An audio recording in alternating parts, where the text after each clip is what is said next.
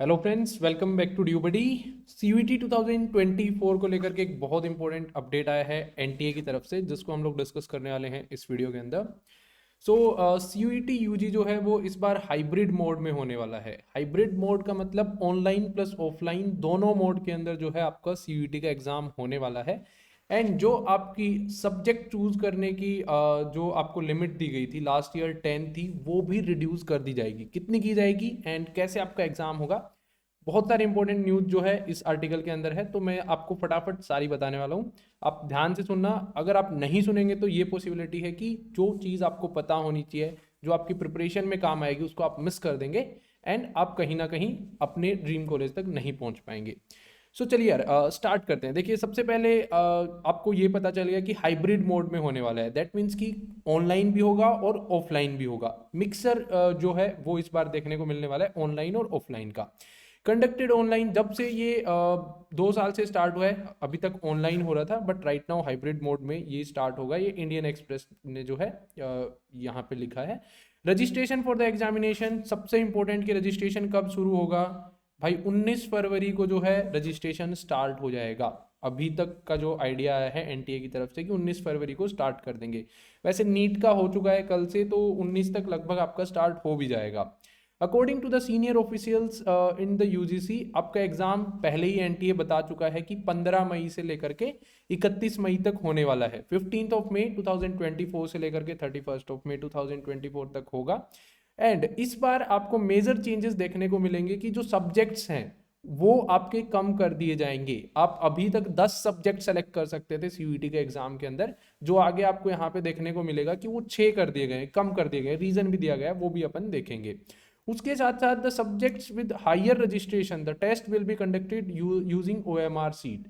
जिन subject पे आपका जो more number of students register करेंगे, लेट्स से बीकॉम वाले, जो बीकॉम कोर्सेज के लिए जो रिक्वायर्ड होते हैं, कॉमर्स वाले सब्जेक्ट्स, बीएसटी अकाउंट्स या फिर फिजिक्स केमिस्ट्री, इनके ऊपर बहुत सारे बच्चे जो हैं वो अप्लाई करते हैं। उनको ऑनलाइन ना करके इस बार ऑफलाइन आप लोगों का जो है एनटीए ट्राई करेगा, कंडक्ट करवाएगा। आपका कंप्यूटर बेस्ड नहीं होगा। For the subject where there will be higher percentage of registration, we will bring in OMR multiple choice question format. In this way, we will be able to conduct exam. ये इसलिए किया जा रहा है क्योंकि conduct the exam for those specific subject on one day, एक दिन में ही आपका वो पूरा हो जाए एग्जाम, इसलिए इसको ऑफलाइन में लेकर के आया जा रहा है। लेट्स से अभी लास्ट ईयर अगर इंग्लिश की हम बात करें ना, तो 55 शिफ्ट्स में हुआ था इंग्लिश का पेपर, समझ रहे हैं आप। इस बार ये क्या करेंगे, मान लो इंग्लिश बहुत ज़्यादा बच्चे ले रहे हैं, लेंगे ही, इंग्लिश 12th में बहुत ज़्यादा बच्चों के पास होती है, तो उसको एक दिन कर देंगे एंड सब लोग एक दिन में जो है एग्जाम देंगे। नॉर्मलाइजेशन का फंडा एंड बाकी सब फंडे जो है वो साइड हो जाएंगे। We will be able to use several schools, बहुत सारे स्कूल्स, कॉलेजेस, एजुकेशनल इंस्टीट्यूट्स, जैसे नीट के पेपर के लिए यूज होते हैं, वहाँ पे हर जगह आपका एग्जाम होगा। And there will be benefit, this will benefit students, specifically दो जो गांव के एरिया से, रूरल एरिया से हैं, उनको बहुत ज़्यादा बेनिफिट होगा, उनको दूर नहीं जाना पड़ेगा। एंड लास्ट ईयर जो है 28 लाख कैंडिडेट्स ने जो है सीयूईटी यूजी का एग्जाम दिया था, जिसमें से बहुत ज़्यादा, सबसे ज़्यादा यूपी से थे। The exam will be conducted in 3 shifts on each exam day. 3 shift में आपका होने वाला है, 9 से 11, 12:30 से 2 और शाम को 4 से 5। एंड ये आपका हाइब्रिड जो फॉर्मेट है, ये एग्जाम डेज को भी कम कर देगा। एग्जाम डेज का क्या मतलब है, देखिए यार, लास्ट ईयर क्या हुआ था ना, एग्जाम बहुत ज़्यादा दिन चला था। 15 दिन बोला था, लेकिन लगभग 30 से 40 दिन तक एग्जाम हुआ था, क्योंकि कहीं पे सर्वर बंद हो गया, कहीं पे कुछ और इश्यू हो गए, कहीं पे लेट्स से कि इतने दिन तक एग्जाम चल रहा था तो बीच में कोई वॉयलेंस हो गई, जिसके कारण बच्चे एग्जाम तक नहीं पहुंच पाए थे। तो ये सारी चीज़ें हुई थी। इस बार इसको कम कर दिया जाएगा, नंबर ऑफ डेज को। When asked if this will bring down the possibility of normalization, देखिए लास्ट ईयर तक क्या होता था, जैसा मैंने बताया कि 55 शिफ्ट में इंग्लिश हुई है, तो आपकी शिफ्ट में हो सकता है इंग्लिश आसान आई हो, किसी के में हार्ड आई हो, तो उसको नॉर्मलाइजेशन के जरिए बराबर किया जाता था।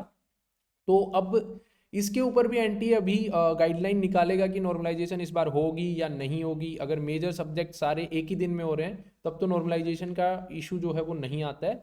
अगर अलग अलग दिन होंगे तो नॉर्मलाइजेशन हो सकती है। The decision on this will be taken as the situation arises. जैसी भी सिचुएशन होगी, अभी एनटीए खुद क्लैरिफाइड नहीं है, लेकिन थोड़े दिनों में आपको बता देगा। उसके बाद जो number of subject, last year तक आप 10 सब्जेक्ट चूज कर सकते थे। आपका लैंग्वेज हो गया, जनरल टेस्ट हो गया, या फिर आपके डोमेन्स हो गए, उनके अंदर से 10 कर सकते थे। अभी आपको 6 करने का ऑप्शन दिया जाएगा। एंड 10 क्योंकि एनटीए ने देखा कि लास्ट ईयर जो है 10 सब्जेक्ट किसी ने चूज नहीं किए थे, student were not picking all the 10 option, बच्चे या 4 या 5 ही दे रहे थे, स्टूडेंट्स वर ओनली टेकिंग 4 और 5 पेपर। 10 देने का फायदा नहीं था, 10 देने में क्या होता था ना कि एक आधा बच्चा 10 चूज कर लेता था।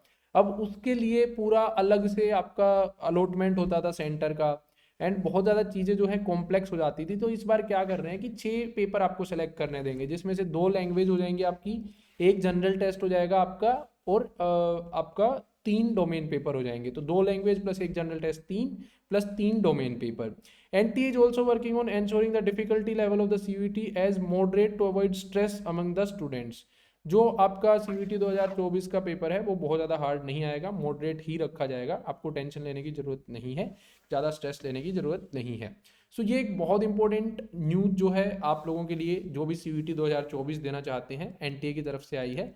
एंड अगर आपको ये वीडियो हेल्पफुल लगी हो, आपको नहीं पता थी एंड अभी चीज़ें पता चली हो, सो प्लीज़ यार इस वीडियो को लाइक कीजिएगा। साथ ही साथ ड्यूबडी चैनल पे CUET से रिलेटेड ना हर एक चीज़ आपको मिलने वाली है, भले ही वो अपडेट्स हों, भले ही आपके सब्जेक्ट सिलेक्शन से रिलेटेड डाउट हों, भले ही आपको जिस यूनिवर्सिटी में जाना है उससे रिलेटेड डाउट हों, तो आप चैनल को सब्सक्राइब कर सकते हैं।